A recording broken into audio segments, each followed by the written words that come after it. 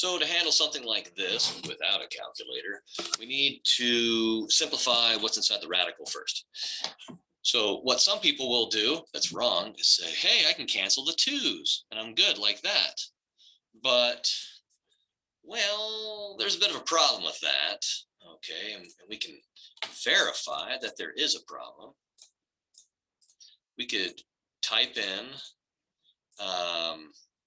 that problem into the calculator. Oh, whoops, that's supposed to be square root. Square root of 48. And, okay, so 6.46, that's the value of this thing at the beginning. If I do that canceling right there, then I'm left with square root of 48 plus 3, and that's something different. So I know I've simplified incorrectly. Therefore, here's what we have to do. We have to, well, another thing that would be wrong is to say, hey, I'll just cancel a 2 right there and right there and have a square root of 24 plus 3 for my final answer. Well, maybe that matches up. All right, so square root of 24 plus 3. That's a third answer. That doesn't match up either. So, yeah, so none of that's working. The reason why that one didn't work is because when I cancel a 2 right there, well, this isn't 48. This is the square root of 48, which is not the same thing. It's like 6.9. All right, so here's what we need to do. Let's find a perfect square that divides into 48, like, oh, I don't know, how about 16? And then we can do square root of 16 is 4. And now I can factor a 2 out of the numerator. And I can factor one out of the denominator. Therefore, because I can factor it out of both, I can cancel it. So I'm just left with 2 root 3 plus 3. Let's see how that works. Okay, so we're shooting for the 6.46. So 2 root 3 plus 3. Look at that. It matches with the 6.46. So I know I've done it correctly. So that's what you have to do on these types of problems. Simplify what's inside the radical first, and then anything that is outside the radical, yeah, you can work with that as far as the canceling goes. That's what needs to be done. Now, throughout the rest of this video, we're going to be working on what's called rationalize the denominator. All that means is rewrite the fraction so that there's no radical in the denominator. Okay, so if I multiply the bottom by square root of 5, then square root of 5 times square root of 5 is just 5 because it's a square root and there are 2 5s. But if I do it to the bottom, I got to do it to the top. And square root of 7y times 5 times square root of 5 is square root of 35y. And that's all they want you to do. It is now written so that there are no radicals in the denominator, therefore I'm done. So not a real big deal. Let's try another one. This one's a little different because there are 2 terms in the denominator. So what we have to do is multiply by what is called the conjugate of the denominator.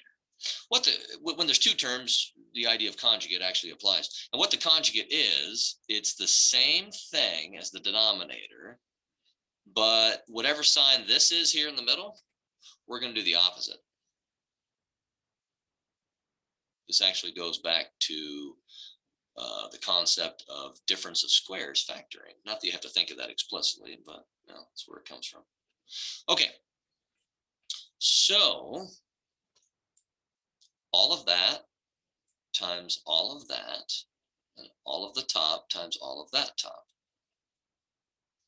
And that is what we need to do. Okay, so let's start doing it. So we'll do every boy dances with every girl. So those two multiply and get 7. Those two multiply and get minus root 21. Those two give me minus root 21. And the last two give me plus 3. All right. And if I tidy that numerator up a bit, I get 7 plus 3 is 10. And then these two together, I've got -1 square root of 21 minus another one of them. That'll be minus 2 square roots of 21. Now the denominator. Every boy dances with every girl. So those two multiply and I get 7. And those two minus root 21. It's actually a shortcut for this, but that's okay. And then these two give me plus root 21. So those are going to cancel, which is nice. And then minus 3. So those cancel, and I just get 7 minus 3 is 4. Okay. Oh, that is a subtraction sign. All righty then. So we got that. Oh, hey, look, I can factor a 2 out of the numerator. And I can factor a 2 out of the denominator. Therefore, 2 over 2 is 1. I can cancel them. And I'm just left with 5 minus root 21 over 2. And the problem is done. That is how you do it. So if for some crazy reason this had been a minus sign there, then this would be a plus. That would be the only significant difference. But that's what you do when there are 2 terms in the denominator. Okay, so on these, we're still rationalizing the denominator, so we need to multiply the top and bottom with the same thing so that there's no longer any radical in the denominator. However, it's not square root anymore. Well, that's okay. Let's see what we can do here. So if we factor the denominator, we don't have to, but it's the easier way to do it, I think. That's 4. Okay, then 27 is 3 to the 3rd power. And I don't really care about factoring the numerator. Okay. So we got all that. Then, oh, whoops, I don't want the equal sign yet. So then we say, all right, what do we need to multiply the denominator by so that we can pull everything out so that there's no longer a radical there? Well, we're looking for groups of 4. I've already got 3 3s here. I just need one more 3. Okay, wait a minute. I need, let's multiply by the 4th root. Okay, so I need one more 3. And I got 3 w's, so I need one more w. And then that will give me 4 3's, one complete set of 3's, and 4 w's, one complete set of w's. And the numerator, I don't care if it gets messy. We're not here to worry about the numerator. He can take care of himself. Okay. So we've got one complete set of 3's to pull out of the bottom, one complete set of w's. And in the numerator, we've got 8 times 3 is 24. And w to the 5th times w, which is w to the 6th. Now, we can actually pull one complete set of w's out. I could have done that at the beginning. I just didn't think to. But yeah, we can do that. So we can pull out one complete set of w's, 4 of those w's.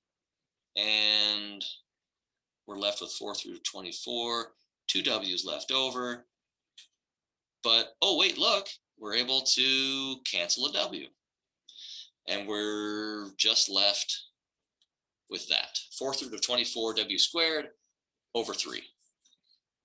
That would be how you would do it. Okay, now, what about, oh, that was supposed to be a times sign right there. Sorry about that. What if this had been a 9 and just a w, 9w on the bottom? Well, 9 would be a pair of 3's, and so I would have to multiply by 2 more 3s. And if there's only a single W down there, I got to introduce 3 more W's. And that's what I would have multiplied by. So that is how it goes.